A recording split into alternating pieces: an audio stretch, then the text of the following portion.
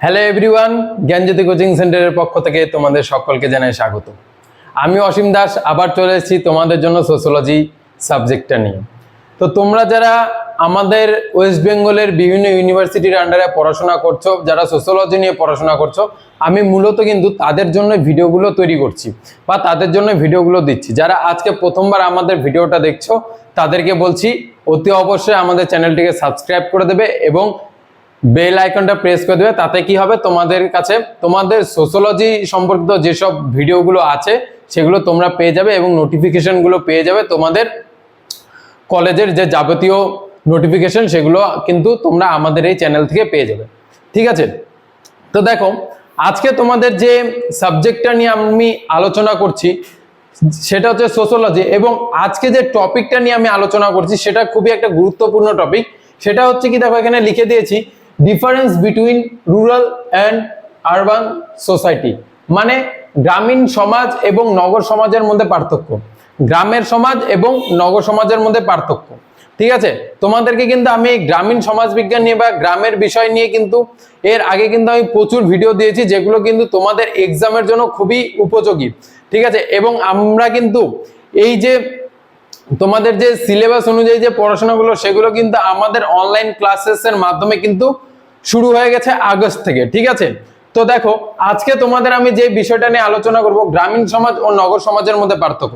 এবার গ্রামীণ সমাজ বলতে আমরা কি বুঝি? আমরা গ্রামীণ সমাজ বলতে আমাদের যে গ্রাম আছে সেই গ্রামের যে বিভিন্ন রকমের মানুষ বসবাস করে এবং তাদের নিয়ে যে সমাজ গঠিত হয়েছে সেটাকে কি বলি? আমরা গ্রামীণ সমাজ বলে থাকি। এবং আমরা নগর সমাজ কাকে বলি? আমাদের যে নগর বা শহরগুলো যে আছে সেখানে যে সমাজটা তৈরি হয়েছে বিভিন্ন জনবসতি এবং বিভিন্ন রকম লোকজনকে নিয়ে, যে বিভিন্ন জাতিগোষ্ঠীর লোকজনকে নিয়ে যে সমাজটা গঠিত হয়েছে সেটাকে আমরা কি বলে থাকি? শহরের বা নগর সমাজ বলে থাকি। এবার দেখা যায় যে এই গ্রামীণ সমাজ এবং নগর সমাজের মধ্যে কিন্তু বিশেষ কিছু পার্থক্য আমরা পরিলক্ষিত করি, তাই না? যে তোমাকে যদি আমি গ্রাম বলি এবং তোমাকে যদি আমি শহর বলি, যখনই আমি তোমাকে গ্রাম বলবো তখনই কিন্তু তোমার চোখের সামনে একটা অন্যরকম দৃশ্যপট কিন্তু ভেসে উঠবে। আবার যখন আমি তোমাকে শহর বলবো তখন কিন্তু তোমার চোখের সামনে একটা আলাদা রকম দৃশ্যপট ভেসে উঠবে। কারণ কি, গ্রাম আর শহরের মধ্যে কিন্তু একটা বিশেষ পার্থক্য আমরা পরিলক্ষিত করে থাকি। ঠিক আছে, তো দেখো এই যে গ্রাম ও শহরের মধ্যে বা নগরের মধ্যে যে আমরা পার্থক্য দেখে থাকি তার মধ্যে বিশেষ একটা পার্থক্য কি, যে আমাদের যে গ্রাম সেটা কি হয়? সেটা কি হয়? কৃষি ভিত্তিক হয়। কৃষি ভিত্তিক। ঠিক আছে, গ্রাম মূলত কি হয়ে থাকে? কৃষি ভিত্তিক হয়ে থাকে। কারণ আমাদের গ্রামে কি হয়? গ্রামে চাষবাস হয়। ঠিক আছে, সেখানে কি কৃষি কাজের উপর নির্ভর করে কিন্তু গ্রামের মানুষরা বেশিরভাগ তাদের জীবিকা নির্বাহ করে থাকে। এবং আমরা যদি শহরের দিকে তাকাই বা নগরের দিকে তাকাই, সেখানে কিন্তু এই কৃষির জায়গায় কি হয়ে যাচ্ছে? শিল্প হয়ে যাচ্ছে। কৃষির জায়গায় কি হয়ে যাচ্ছে? শিল্প হয়ে যাচ্ছে। এবার শিল্পটা কি? এখন তুমি যদি বলো কৃষিটা কি, কৃষিটা আমি তোমাকে একটা উদাহরণ দিচ্ছি, যে এই যে কৃষিটা হলো গ্রামীণ সমাজে এটা হচ্ছে আলু চাষ। এটা কি হচ্ছে? আলু চাষ হচ্ছে, এটা হচ্ছে কৃষি। আর এই যে শিল্পটা যে গিয়ে কি হচ্ছে? চিপস হয়ে যাচ্ছে। চিপস এটা হয়ে যাচ্ছে তখন শিল্প। ঠিক আছে, তাহলে কি বুঝতে পারলে যে একটা হচ্ছে কৃষি ভিত্তিক, একটা হচ্ছে শিল্প ভিত্তিক। ঠিক আছে, গ্রামীণ সমাজ কৃষি ভিত্তিক, নগর সমাজ শিল্প ভিত্তিক। এখানে আলু তৈরি হচ্ছে বা আলু চাষ হচ্ছে এবং এখানে গিয়ে কি হচ্ছে? সেটা কি হয়ে যাচ্ছে? চিপস হয়ে যাচ্ছে, বা আমরা যে লেস খাই সেই লেজ হয়ে যাচ্ছে। ঠিক আছে, এখানে আলু তৈরি হচ্ছে, এখানে লেজ হয়ে যাচ্ছে। এই হচ্ছে পার্থক্য। ঠিক আছে, তো আমাদের গ্রামীণ সমাজ কি? কৃষি ভিত্তিক, এবং আমাদের নগর সমাজটা কি? শিল্প ভিত্তিক। সেকেন্ড দেখো কি বলছে, সেকেন্ড হচ্ছে গ্রামীণ সমাজটা কি? সংস্কৃতি ও সনাতন ও ঐতিহ্যবাহী। ঠিক আছে, গ্রামীণ সমাজের যে সংস্কৃতিটা আছে বা সংস্কৃতিটা আছে সেটা কি? সনাতন এবং ঐতিহ্যবাহী। এবং অন্যদিকে যদি আমরা নগরের কথা বলি, সেই নগরটা কি? নগরটা হচ্ছে আধুনিক এবং অগ্রসরমান। ঠিক আছে, এই জিনিসটা কেমন? দেখো আমাদের গ্রামীণ সমাজ সংস্কৃতিটা সনাতন বা ঐতিহ্যবাহী। তোমরা দেখবে গ্রামের মানুষরা কিভাবে বিনোদন করে থাকে। ঠিক আছে, তাদের বিনোদনের যে একটা জায়গা সেটা কি? গ্রামে বিভিন্ন সময় কি হয়ে থাকে? কীর্তনগুলো হয়ে থাকে, বিভিন্ন পালাগান হয়ে থাকে, বাউল হয়ে থাকে। এই জিনিসগুলো কিন্তু আমরা গ্রামে বেশিরভাগ পরিলক্ষিত করে থাকি। যাত্রা হয়ে থাকে। ঠিক আছে। এবং আমরা যদি গ্রামের থেকে শহরের দিকে যাই, ঠিক আছে, বা নগরের দিকে যাই, সেখানে সমাজটা কেমন, সেখানে বিনোদনের জন্য কি ইউজ হয়ে থাকে, সেখানে দেখা যাচ্ছে থিয়েটার চলছে, সেখানে দেখা যাচ্ছে কি বিভিন্ন পাব চলছে, ঠিক আছে, বিনোদনের জন্য, ঠিক আছে, বিভিন্ন ডিস্কো চলছে। এইভাবে কিন্তু তারা কিন্তু আধুনিক দিকটা তারা কিন্তু ব্যবহার করছে। আর আমাদের গ্রামে কি হচ্ছে, বিভিন্ন সাংস্কৃতিক দিকগুলো কিন্তু আমাদের গ্রামে হচ্ছে, এবং এটাই কিন্তু হয়ে যাচ্ছে আমাদের গ্রাম সমাজ এবং নগর সমাজের একটি বিশেষ পার্থক্য। তারপরে দেখো, তারপরে যেটা বলছে সেটা হচ্ছে যে জনবসতি। জনবসতিটা কি, আমাদের গ্রামে তুমি দেখবে আমাদের গ্রামে যে জনসংখ্যার কোনো কি নেই, বাধ্যবাধকতা নেই, ঠিক আছে, সেখানে অনেক লোকের বসবাস, ঠিক আছে, বিভিন্ন জাতিগোষ্ঠী নিয়ে অনেক লোকের বসবাস। কিন্তু শহরে কি হচ্ছে, শহরে দেখা যাচ্ছে যে 50,000 লোকের যদি বসবাস না হয় তাহলে কিন্তু সেটাকে কিন্তু শহর বলা যায় না, ঠিক আছে। বা যদি একটা মেগা শহরের কথা বলি, সেখানে কিন্তু কম করে 1 কোটির অধিক মানুষের বসবাস দরকার পড়ে, তাহলে সেটা গিয়ে কি হয়, মেগা শহরে পরিণত হয়। কিন্তু আমাদের গ্রামের ক্ষেত্রে কিন্তু এইরকম কোনো বাধ্যবাধকতা নেই, সেখানে কিন্তু মানে জনসংখ্যার যে বিচার করা হয় সেখানে কিন্তু কোনো বাধ্যবাধকতা নেই।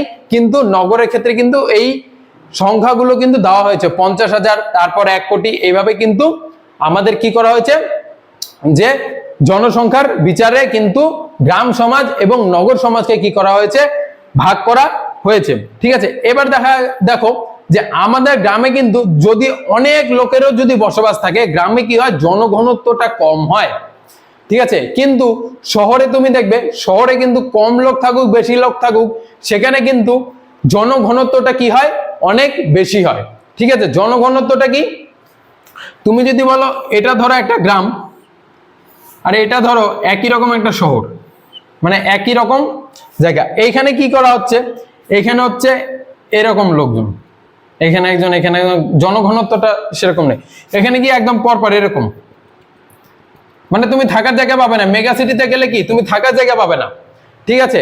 এই হয়ে যাচ্ছে, এটাকে হচ্ছে বলছে ঘনত্ব, ঠিক আছে।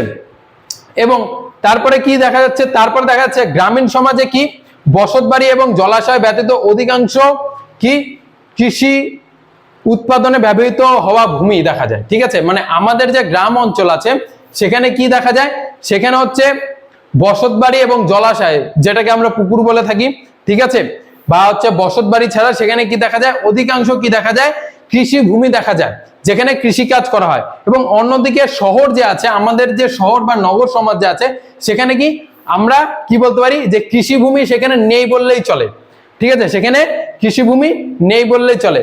এইরকমই আরো বিভিন্ন রকমের কি, এখানে দেখবে তুমি গ্রামের স্বাস্থ্য ব্যবস্থাটা অতটা উন্নত না, কিন্তু শহরের স্বাস্থ্য ব্যবস্থাটা কি অনেকটা উন্নত।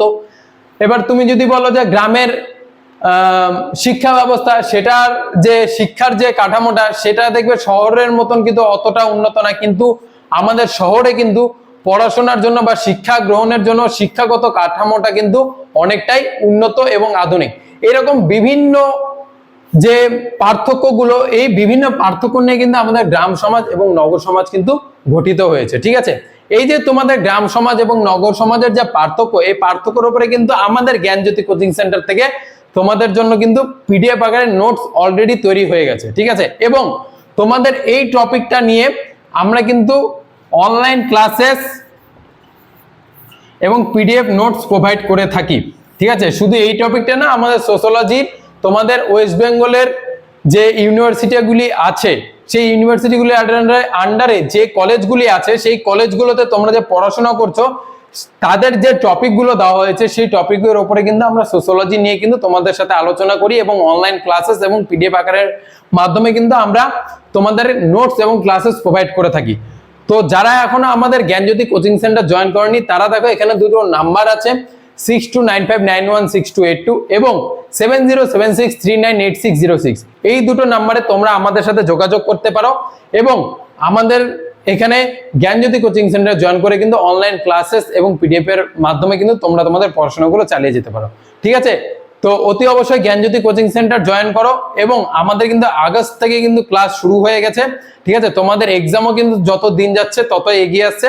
তো তোমরা যত তাড়াতাড়ি সম্ভব জ্ঞানজ্যোতি কোচিং সেন্টার জয়েন করো, এবং দেখা হচ্ছে নেক্সট ভিডিওতে।